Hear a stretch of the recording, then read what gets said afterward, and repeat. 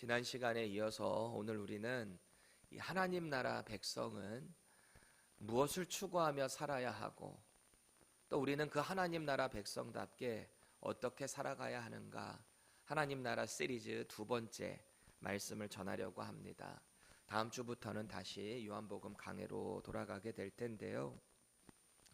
지난 시간에 하박국 선지자를 통한 하나님의 마음, 그리고 이 땅을 향한 하나님의 뜻이 어디에 있는가, 하나님 나라 백성들은 무엇을 바라보며 살아가야 하는가, 그것을 배웠습니다. 하나님의 거룩한 백성이 되었어요. 저와 여러분들은 예수님 믿는 믿음으로 하나님이 우리를 자녀 삼아 주셨습니다. 기본적으로 우리가 하나님 백성이라라는 말은 하나님의 법을 따라가는 사람이다 라는 말입니다. 하나님 백성이다라고 하는 사람들은 하나님 나라의 통치를 받는 사람들이다 라는 것입니다. 그렇기 때문에 이 땅에 살아가면서 미국에 살아가던 한국에 살아가던 전 세계 어느 곳을 살아가던 당장 전쟁이 있는 이스라엘 혹은 우크라이나, 러시아 어디에 살아가던 북한에 살아가던 상관없이 예수 믿고 하나님 나라 백성이 된 사람들은 그 상황과 형편 속에서도 하나님의 법을 따르는 사람들이다 라는 겁니다. 하나님의 통치를 따라가는 사람들이다 라는 것입니다. 그래서 이 땅을 바라볼 때, 우리의 육신의 눈으로 바라볼 때 아무리 소망이 없고 아무리 패역하고 도저히 회복이 보이지 않는다 할지라도 하나님 백성은 하나님 나라의 소망을 바라보며 살아간다 라는 것입니다. 하박국 선지자가 남유다 백성들의 그 죄악상을 바라봤어요. 왕부터 시작해서 방백부터 모든 백성들이 죄 가운데 허우적거리는 모습을 보며 하나님, 이 땅 가운데 공의가 어디 있습니까? 탄식을 했습니다. 그런데 하나님의 뜻은 바벨론을 들어서 이 나라를 심판하겠다라고 했습니다. 이해가 되지 않았어요. 바벨론은 하나님을 섬기는 나라가 아니에요. 하나님, 어떻게 저 악인들을 들어서 우리 의인을 치시려고 하십니까? 탄식했습니다. 그런데 하나님의 뜻을 하박국은 결국 알게 됐습니다. 깨닫고 나니 하나님 나라 백성인 하나님의 종인 하박국이 뭐라고 고백합니까? 나는 오직 여호와 하나님 한 분으로 기뻐합니다. 하나님의 심판이 이 땅에 반드시 임할 것이고 하나님의 공의가 이 땅을 반드시 심판하실 것인데 그 가운데 하나님을 신뢰하는 의인들은 그 믿음으로 말미암아 산다, 이 고백을 했던 것 아니겠습니까? 우리 역시 마찬가지예요. 이 패역한 세상을 바라보며 하나님 앞에 간구합니다. 하나님, 이 땅에 회복을 주세요. 하나님의 공의가 나타나게 해주세요. 그렇게 기도하면서도 과연 이 땅에 소망이 있는 것인가? 정치적인 극단적 분열을 바라보며 전쟁과 기근과 모든 핍박들을 바라보며 과연 이 땅에 회복이 있는 것인가? 우리가 이렇게 복음을 전하고 기도한다고 해서 이 땅에 진정한 복음이, 회복이 실현될 것인가? 탄식할 때도 있어요. 그런데 하나님 나라 백성은 이 땅에 하나님의 공의와 통치를 신뢰해야 한다라는 거예요. 그게 하나님 나라 백성이다라는 겁니다. 그 가운데 감사로 하나님 나라를 살아내야 한다. 지난주 말씀 기억나세요? 그렇게 하나님 나라 백성은 하나님의 공의를, 신실하심을 신뢰해야 합니다. 그리고 오늘 하루를 살아낼 때 주님이 주시는 마음으로 살아내야 한다라는 거예요. 이렇게 살아가는 삶을 네 글자로 뭐라고 얘기할까요? 네 글자, 우리나라 말로 성령 충만입니다. 하나님의 거룩한 영이신 성령이 우리 안에 임하잖아요. 하나님의 마음을 알아요. 하나님의 뜻이 어떤지를 알아요. 그 하나님의 뜻이 이 땅 가운데 어떻게 성취되고 회복될 것인가, 그걸 아는 자, 그게 바로 성령 충만한 사람들이에요. 성령 충만이 뭐 대단한 초자연적인 은사만 추구하는 게 아니고요. 하나님의 마음이 내게 심겨지니 그분의 영이 나를 통치하시니 이 땅에서 충만함 가운데 하나님의 나라를 누리게 된다. 저와 여러분들이 그렇게 살아갈 수 있기를 축원합니다. 우리를 자꾸 돌아봐야 돼요. 내가 성령 하나님의 의지에서 하나님의 나라를 매일매일 소망하며 살고 있는가? 이 땅에서도 영적인 부흥을 나는 경험하고 있는가? 그렇게 성령께서 오늘도 말씀 가운데 우리에게 그 하나님의 나라를 소망하게 하실 것입니다. 믿음으로 준비하셔야 돼요. 우리의 생각이 전환돼야 돼요. 육신의 생각으로 이 땅을 살아내게 될 때 우리는 자꾸 하나님과의 반대의 뜻을 살아가게 된다라는 겁니다. 오늘 성령이 우리의 마음에 감동을 주실 겁니다. 말씀을 통해서 우리의 마음을 열어주실 것입니다. 그때 하나님의 나라가 보이기 시작할 거예요. 하나님의 관점에서 이 세상을 바라보기 시작할 겁니다. 이 땅에서 아무리 정치, 문화, 경제가 혼란스럽다 할지라도 하나님의 구원이 임했음을 우리가 선포하게 될 때 그때 우리는 기뻐하고 감사하는 거예요. 오늘도 말씀 가운데 그 은혜와 결단이 있기를 축원합니다. 오늘 우리가 나눌 이 에스라서, 이 배경을 우리가 먼저 이해할 필요가 있어요. 지난주에도 이 하박국 선지자가 엘리야김 왕이 통치하는 그 시기에 하나님의 마음을 받아서 하나님과 대화하고 탄식하고 결국 하나님 뜻 받았다 그랬잖아요.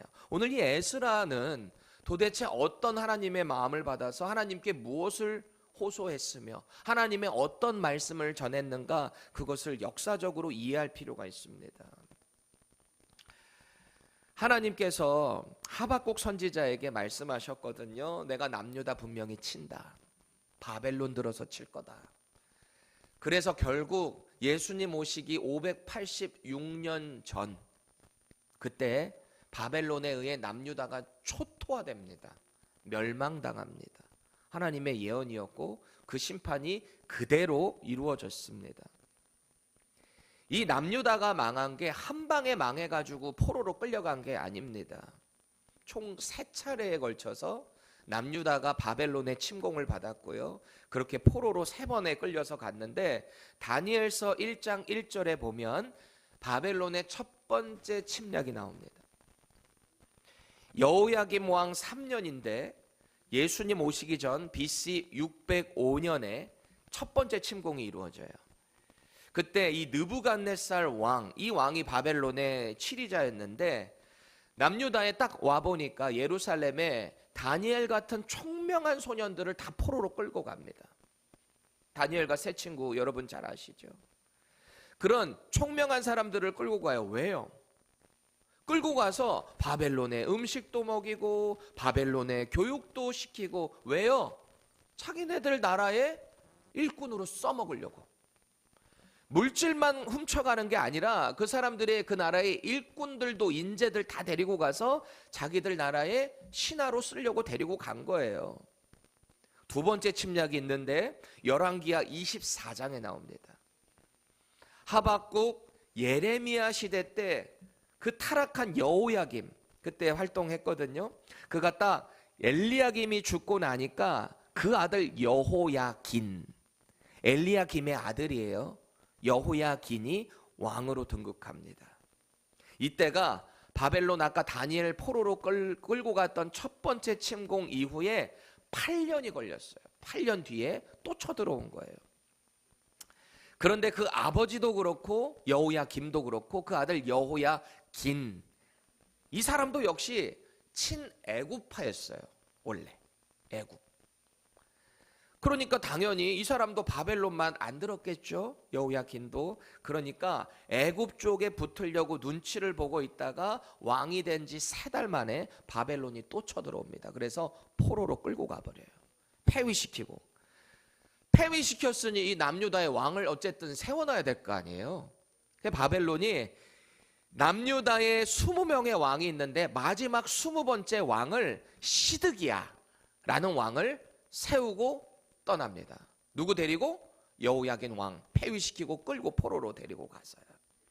그래서 남유다의 20번째 왕 시드기야가 마지막 왕이 되는 거예요. 그리고 마지막 3번째 침공 때 끌려가고 시드기야도 나라 망하는 거예요.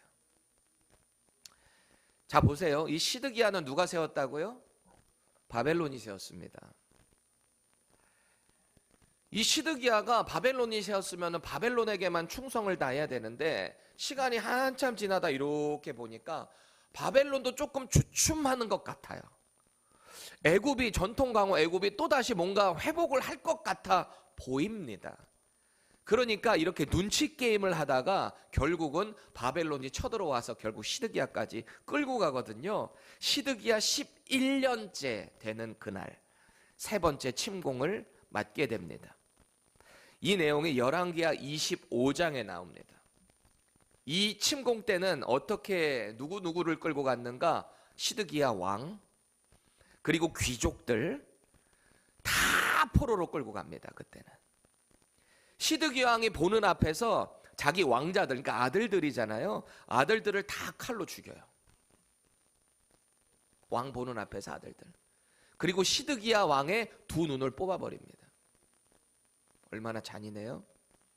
그리고 사슬로 결박해서 끌고 가서 옥에 가두고요. 결국 그곳에서 비참하게 생을 마감하는 남유다의 마지막 왕 시드기야. 그리고 역사적으로 보면 사실은 바벨론이 한 번 더 쳐들어와요. 네 번째 또 쳐들어와요. 남유다를. 점점 머리가 아파오시죠?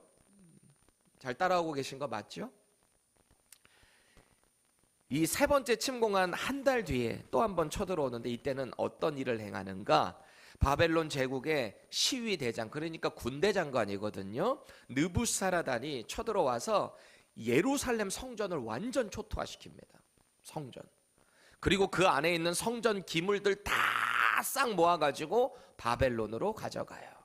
이렇게 하나님을 떠나서 우상 섬기고 온갖 죄악이 만연해 있던 남유다의 심판이 정확하게 하박국의 예언대로 예레미야 이사야의 예언 그대로 이루어지는 거예요. 많은 선지자들의 예언대로 멸망한다. 하나님의 심판이었어요. 그리고는 하나님의 때가 차니까 다시 예루살렘으로 귀환을 시키거든요. 바벨론 포로로 끌려갔던 남유다 백성들이. 그 이야기가 이제 오늘 우리가 보는 에스라서의 배경인 겁니다. 이해가 되시죠? 그런데 바벨론 포로로 끌려간 것도 세 번에 걸쳐서 끌려갔는데 사람들이 돌아오는 것도 정확하게 세 번으로 귀환하는 장면을 우리는 역사적으로 보게 됩니다. 하박국에게 말씀하셨던 것처럼 하나님은 이 남유다를 멸망시킬 바벨론 역시 심판하신다 그랬어요. 이 악한 바벨론도 하나님이 심판하신다. 그래서 하나님의 때가 딱 차니까 메데, 바사라고 하는 나라를 통합시킨 고레스라고 하는 왕, 이 바사가 여러분 잘 알고 있는 페르시아입니다. 페르시아 제국입니다. 지금의 우리가 알고 있는 이란입니다. 그 나라가 여기를 다 초토화시키고 통일해요. 바벨론을 멸망시키거든요. 그래 메데 바사의 왕이었던 고레스가 칙령을 내리는데 그게 오늘 우리가 읽어본 본문의 내용입니다. 이 나라의 정치 전략이 뭐냐면 로마가 나중에 그것을 그대로 카피를 하는데 제국입니다. 그래서 여러 나라들을 통치해요. 그 나라의 왕도 인정해줘요. 그 나라가 섬기는 신들도 인정해줘요. 대신에 세금 잘 바치고 전쟁 터지면 나한테 이 군사들 지원해 라고 하면 그렇게 하는 거예요. 그러니까 제국인 겁니다. Emperor 실현이 되는 거죠. 그때 이 남유다 바벨론의 포로로 있었던 나라가 회복돼서 예루살렘으로 돌아가는 개념인 거죠. 여러분 생각해 보세요. 우리가 출애굽할 때도 봤지만 한 나라의 민족이 이동을 해가는 과정 쉽습니까? 최소 250만 명 이상의 한 민족이 이동을 해가는 과정이잖아요. 저는 이 몇 안 되는 우리 교회 성도들도 영적으로 인도하는 것도 쉽지 않을 때가 많거든요. 더 쉽게 말하면 우리 집안에 우리 5명 가족이 있는데 우리 자녀 3명 하는 것도 저 쉽지 않거든요. 솔직히 말해서 매주 교회 나오는 것만 해도 막 영적 전쟁이 얼마나 많은지 몰라요. 오늘도 그게 있었어요, 사실. 제가 표정이 아침에 좀 안 좋았었어요. 솔직히 고백합니다. 회개합니다, 하나님 앞에서. 애들 엄청 혼냈어요, 아침에. 너무 말 안 들어서. 제가 정말 설교할 때마다 쉽지가 않아요. 이런 일을 하고 설교 앞에 강단 위에 서잖아요. 제 자신이 너무 힘들어요. 내가 어떻게 하나님 말씀 선포하나. 아들들아 미안하다. 이것도 쉽지 않은데 여러분, 한 나라의 지도자가 그 많은 사람들의 이 컴플레인과 뭐 여러 가지 의견들을 다 끌고 가는 게 쉽겠습니까? 쉽지 않아요. 그러니까 이 귀환의 과정을 총괄하는 총독을 세울 수밖에 없는 거예요. 모세가 있었고 여호수아가 있었듯이 이 귀환하는 과정에도 반드시 리더십을 세워서 보냈다라는 겁니다. 그래서 이 귀환 첫 번째 과정에 남유다 출신 관리를 한 명 여기 딱 세우는데, 그게 바로 오늘 본문에 나오는 세스바살이라고 불리는, 전통적으로 우리는 이 사람을 수룹바벨로 봅니다. 수룹바벨. 이 수룹바벨이라는 사람은 예수님의 족보에도 나와요. 마태복음 1장에 보면 유다 지파이고 지도자였죠. 이 수룹바벨을 통해서 이 귀환하는 일을 인솔시키는 거죠. 우리가 나눌 본문의 내용이 바로 이 1차 귀환을 열어주는 법령과 준비의 내용인 거예요. 누구에 의해서? 바사의 왕 고레스에 의해서. 이후로 약 79년 뒤에 율법학자인 오늘 우리 이 에스라를 기록한 이 에스라의 인도로 2차 귀환이 이루어져요.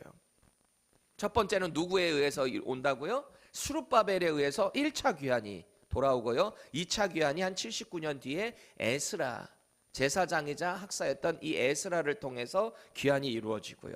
마지막 3차 귀환이 있는데, 이게 누구에 의해서 귀환될까요? 우리 잘 알고 있는 총독이자 대단한 리더십을 갖고 있었던 하나님의 귀한 종 느헤미야입니다.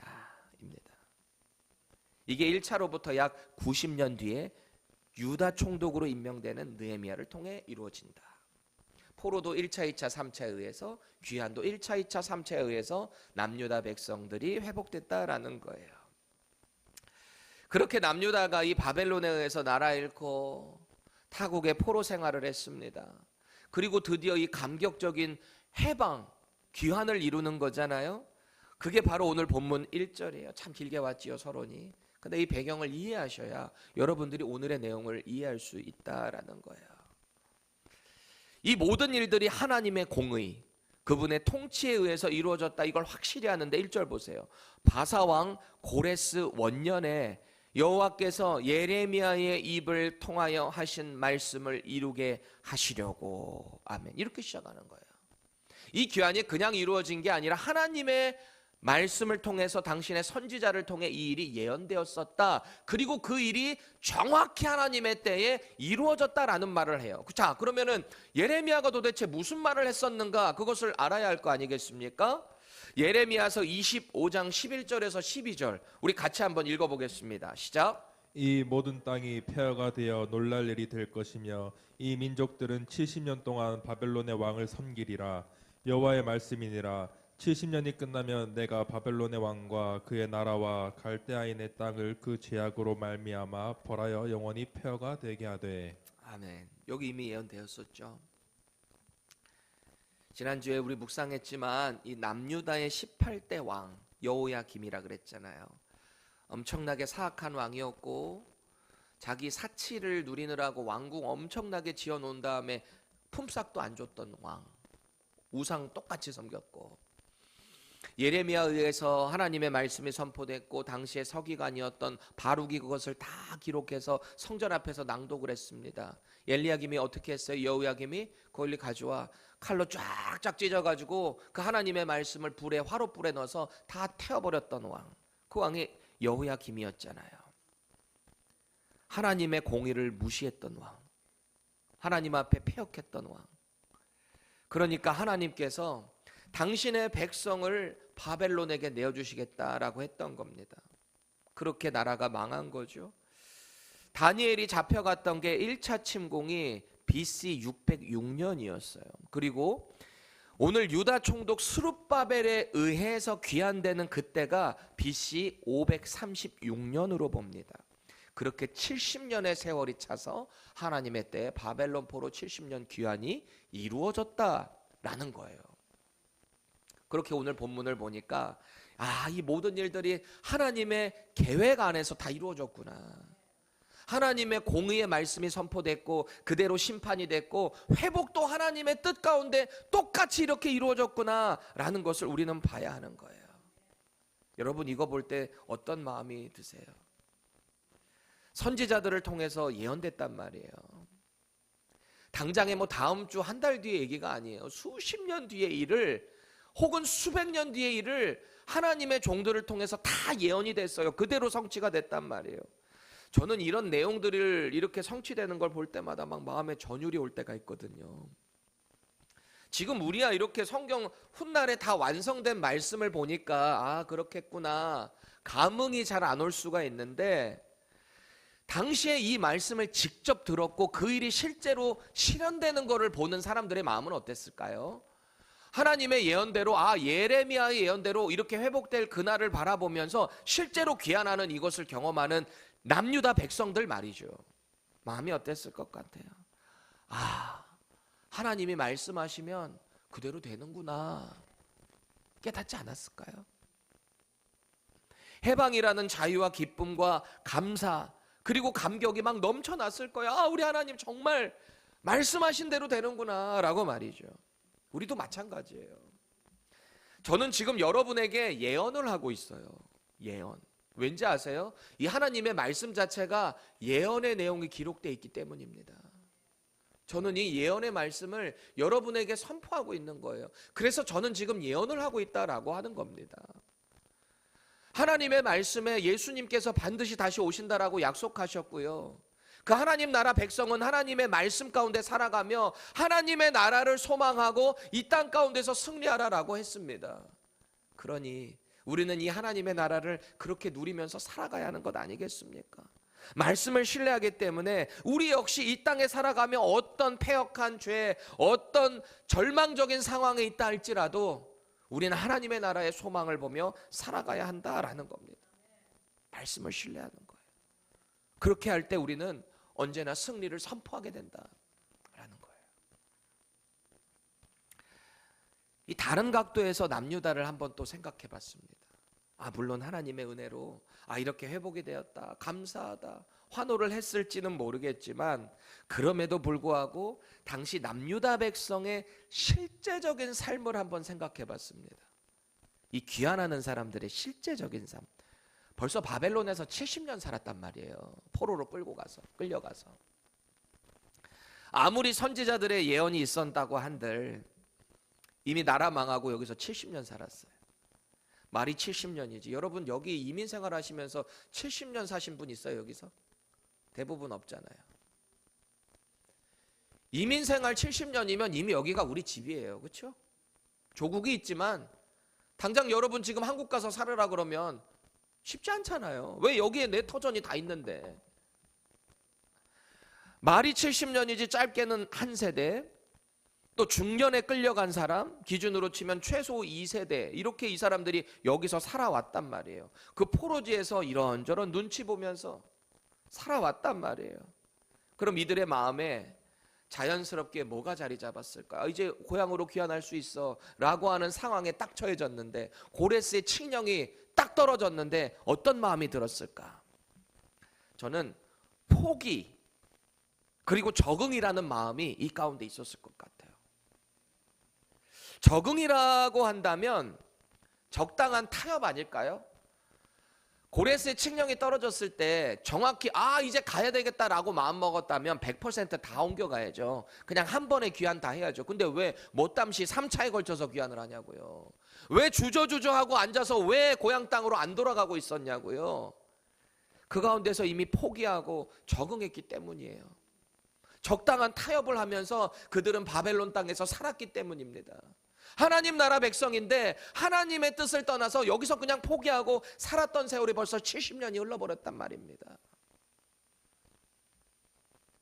이들은 그들이 경험했던 삶의 고난 가운데 그 회복의 약속을 잊었을지 몰라요. 됐어. 그냥 여기서 살래. 무슨 회복? 가면 또 다시 적응해야 되고 어떻게 나 못하겠어. 포기해버려요.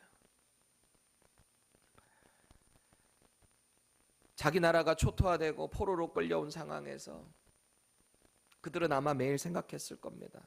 우리 언제쯤 돌아갈 수 있을까? 선지자들의 말씀이 분명히 있는데 돌아갈 수나 있는 걸까? 이 바벨론의 7일을 보면 이렇게 위대한데 이 나라가 결국 망할까?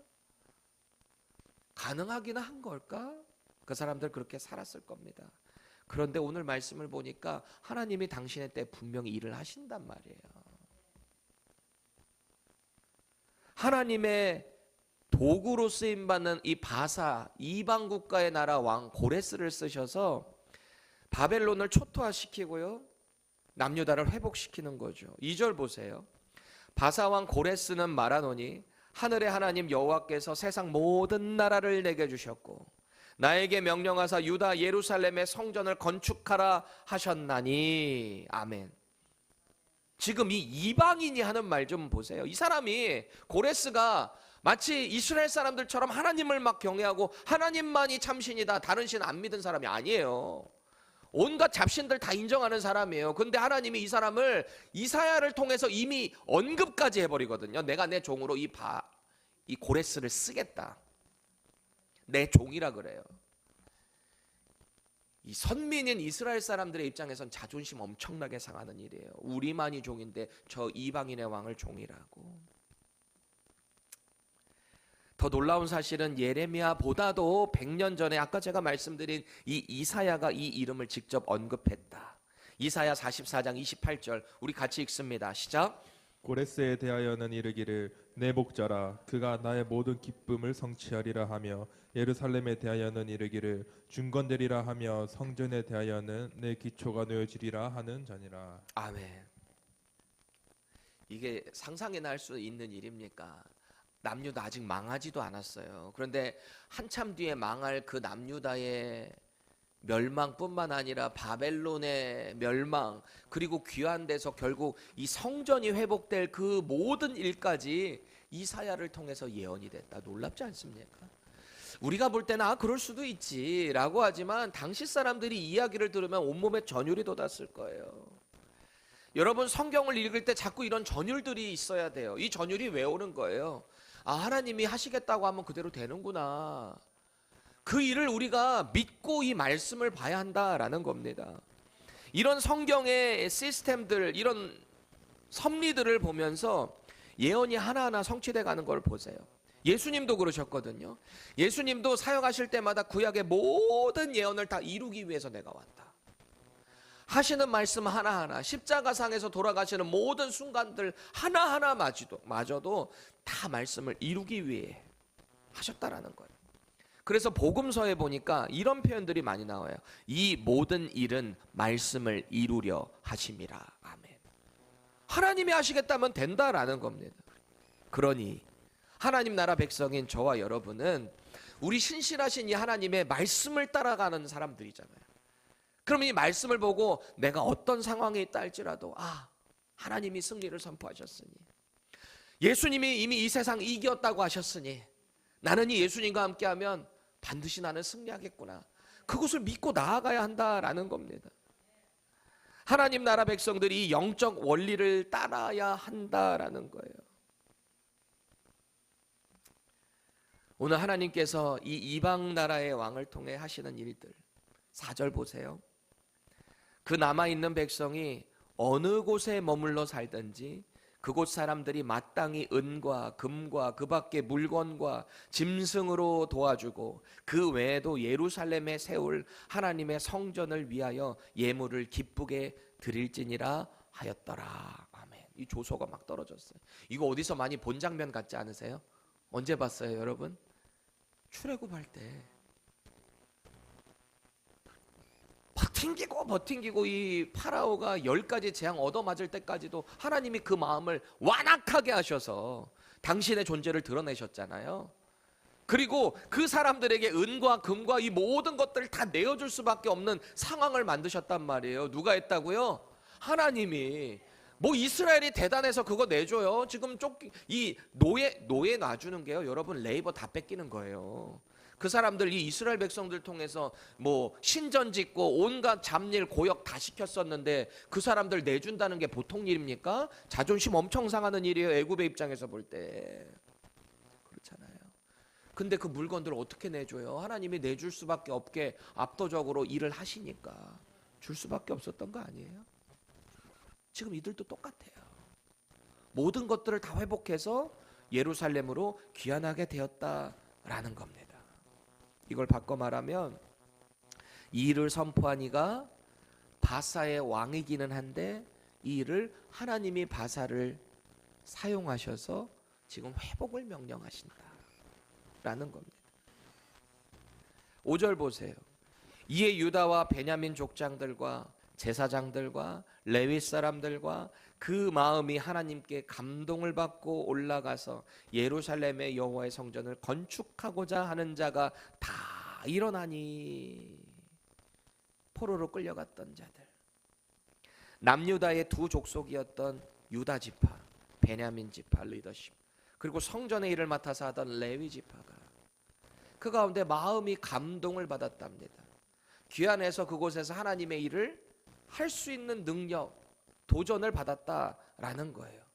여기서 우리가 주목해야 될 부분이 있는데 이 일에 마음에 감동을 받은 자들이 일어났다 그랬잖아요. 이 사람들이 왜 일어났냐? 마음에 감동을 받아서.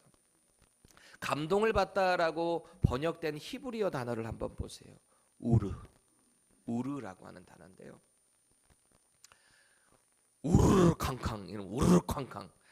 여러분 가만히 보니까 우리 마음에 우르르 쾅쾅해서 감동이 빵 있을 때 그때 하나님의 일을 우리가 해내기 시작하더라고요.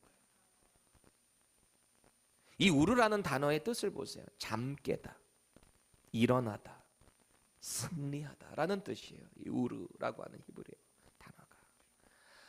하나님이 하시는 그 역사의 일에 마음이 우르, 감동을 쾅 받으니까 다시 깨어나는 거예요. 승리를 선포하는 거예요. 일어나는 거예요. 현상 가운데는 답답해요. 돌아가서 해야 될 일 얼마나 많아요. 지금 이사하는 거잖아요. 쉽지 않아요. 누군가는 주저주저 앉아 있었을 거예요. 그러니 2차 3차까지 귀환이 질질질질 늘어졌겠죠.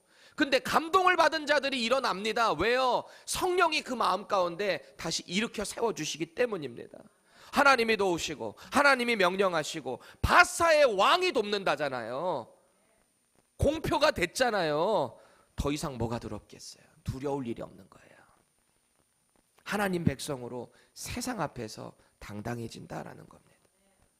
저와 여러분들에게 이런 마음의 우르, 감동이 있는가 점검해 보셔야 돼요. 하나님 백성답게 이 세상 가운데 나는 이 승리를 선포하며 살아가고 있는가 말이죠. 오늘 이 말씀 앞에 감동된 사람들의 절정이 오늘 본문 7절, 8절에 나오는데요. 제가 세 번역으로 읽어드릴게요. 더욱이 고레스 왕은 주님의 성전에 속하여 있던 여러 가지 그릇까지 꺼내오게 하였는데 그것들은 느부갓네살이 예루살렘에서 가지고 가서 자기의 신전에 둔 것이다. 페르시아 왕 고레스는 재무관 미드르닷을 시켜 그 그릇들을 꺼내어 낱낱이 세워서 유다 총독 세스바살에게 넘겨주게 하였다. 아멘.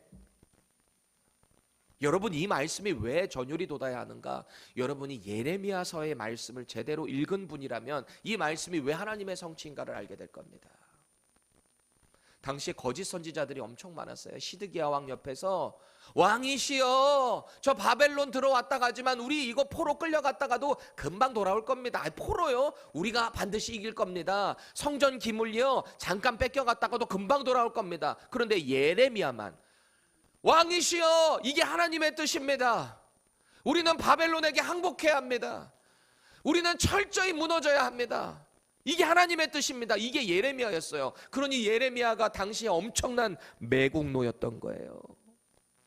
왜? 거짓 선지자들도 나름대로 하나님의 이름으로 선포했거든요. 그런데 하나님이 말씀하세요. 내가 저들을 보낸 적이 없다. 하나님의 심판은 철저히 바벨론에 의해서 망하는 거였어요. 그게 징계였단 말이에요. 그렇게 다 기물들이 끌려갔는데 오늘 어떻게 성취되는 겁니까? 그 느부갓네살이 성전에서 가지고 왔던 모든 기물들을 하나하나 낱낱이 세서 다 다시 예루살렘 성전으로 귀환된다라는 거예요. 그래서 이 말씀이 이루어지는 거예요. 예레미야를 통했던 하나님의 말씀이 그대로 다시 회복되는 거예요. 70년이 걸린 거예요. 포로 생활을 마감하는 하나님의 승리의 장면입니다. 그동안 포로 생활하면서 이 사람들 그런 얘기 많이 들었을 거 아니에요. 우리 70년 뒤에 귀환한대. 듣기는 들었을 거 아니에요. 기대한 사람들도 분명히 있었을 거예요. 그런데 현실은 언제나 생활고에 찌들어 살 수밖에 없었어요. 그 이상을 생각할 겨를이 없었어요. 당장 여기 살아가기 바쁜데 무슨 귀환. 여전히 종살이 하면서 이 일이 가능하겠나 의문을 품었을 겁니다. 그런데 오늘 이들은 드디어 해방을 맞이하는 거예요. 이렇게 고백했을 겁니다. 아, 역시 하나님이 하시면 하시는구나. 이 진리를 오늘 가슴 깊이 새겼을 거예요. 여러분, 하나님의 말씀은 인류의 시작인 아담의 때부터 지금 여전히 신약 시대를 지나고 있는 우리 교회 공동체 가운데 유효합니다. 주님 다시 오시는 그날까지 유효해요. 불가능을 가능하게 하시는 하나님의 말씀을 믿으시기 바랍니다. 우리 인생의 고된 이 상황 가운데, 현실 가운데서 하나님의 신실하심을 바라보시기 바랍니다. 눈에 보이는 게 다가 아니에요. 이 땅이 다가 아니에요. 우리의 생각이 전환돼야 돼요. 성령 하나님에 의해서 말이죠. 이 땅에 소망이 있겠나 절망하고 좌절하지만 마시고요. 장차 임할 하나님의 나라, 이미 예수님의 선포로 이 땅에 오심으로 임한 이 하나님의 나라를 누리셔야 한다라는 거예요. 우리 믿음으로 한번 따라해 보실래요? 하나님이 하시면, 다시요, 하나님이 하시면 됩니다. 믿으시기 바랍니다. 우리 주님이 그러셨어요. 내가 세상 끝날까지 너희와 항상 함께한다. 성령을 너희에게 줄 테니까 그 권능에 힘입어서 땅끝까지 내 증인이 되어라. 당장 우리 비즈니스가 문제가 아니에요. 당장 우리가 하는 공부가 문제가 아니에요. 당장 이 땅을에서 내가 뭔가를 성공하려고 하는 게 문제가 아니에요. 우리의 모든 인생의 목표가 하나님의 나라가 되어야 한다라는 거예요. 하나님의 나라가 우리의 매일에 잘 안 누려지세요? 기도하세요. 성령님, 제 생각을 바꿔주세요. 성령님, 하나님의 말씀을 제가 잘 따라갈 수 있게 해주세요.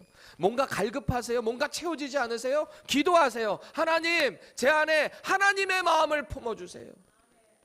예수 그리스도의 심장을 가지고 이 땅에서 살아가게 해주세요.